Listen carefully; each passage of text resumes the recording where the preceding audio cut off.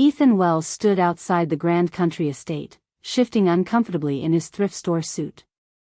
His 7-year-old daughter, Lily, clutched his hand tightly, her eyes wide at the towering floral arches and golden chandeliers glimpsed through the open doors. They didn't belong here. And deep down, he knew it. The invitation had arrived 2 weeks ago, an elegant card addressed to Ethan Wells and guest, from a man he barely knew in high school. A man who used to make his life a living hell. So why invite him now? Ethan had been a loner in high school. Shy. Poor. Bullied for wearing hand-me-downs and eating cold leftovers from a dented thermos. Blake Hamilton, the golden boy, rich, popular, ruthless, had led the pack of tormentors. So when Ethan received the wedding invite from Blake, he thought maybe time had changed people.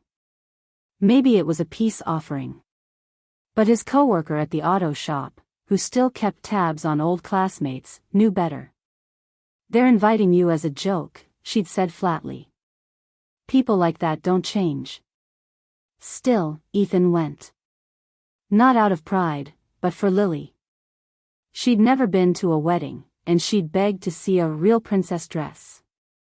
As Ethan entered the reception hall, heads turned. He felt the stares. The smirks. The not-so-subtle whispers. They were seated at a corner table near the kitchen door, alone. The waitstaff passed them by repeatedly.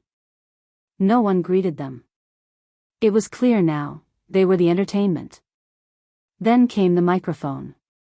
Blake, looking slick in his tailored tux, stood up to toast. "And tonight," he said, his grin cruelly stretched, "we even have a blast from the past. My old buddy Ethan Wells is here. He's still rocking that underdog charm, huh?" Laughter rippled through the crowd. Ethan's face burned. Lily didn't understand, but she knew her daddy was hurting. She squeezed his hand under the table. "I think we've all grown up," Blake added with a shrug. "But hey, some people are just born to remind us where we came from." Unexpected turn, a guest's intervention. Before Ethan could quietly excuse himself, a voice cut through the laughter. "Is this how you treat your guests, Blake?" The crowd turned. A woman in an emerald green dress stood up. Tall. Poised. Confident. Her name was Marissa Carter, CEO of a nationwide nonprofit and, more recently, Blake's bride's cousin. "I came here expecting to celebrate love," she said, walking toward Ethan's table. "Not cruelty dressed up as a toast." The hall fell silent. "Ethan, may I sit with you?" He nodded, stunned.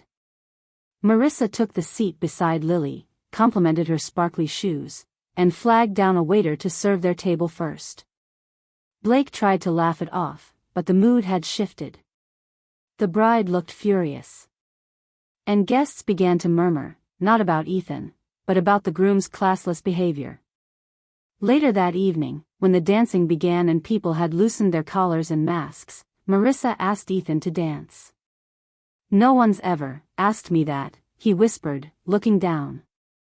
"I didn't ask you because of what they did," she said. "I asked because you stood there with dignity. And your daughter is watching. Let her remember her father as the bravest man in the room." So they danced. And Lily clapped. And people saw, not the joke, but the strength it took to show up where you weren't wanted and leave with your head held high. By the end of the night, a few other guests came over to apologize, to introduce themselves, to ask about Ethan's auto repair shop. One even asked for a job. Blake stood watching it all unfold, his forced smile slipping. The joke had backfired. The man he tried to humiliate had walked away more respected than the groom himself. A week later, Ethan received a letter. Marissa had made a sizable donation in his name to a local single-parent scholarship fund, in honor of the quiet courage of a man who taught a room full of people what real strength looks like. And tucked into the envelope was a hand-drawn card from Lily, to Miss Marissa, "Thank you for dancing with my daddy." Sometimes, the people we try to tear down rise higher than we ever imagined, because kindness, dignity, and love don't just survive cruelty, they outshine it. Theme summary: this story is about dignity in the face of humiliation, the power of standing tall for your child, and the unexpected kindness that changes everything.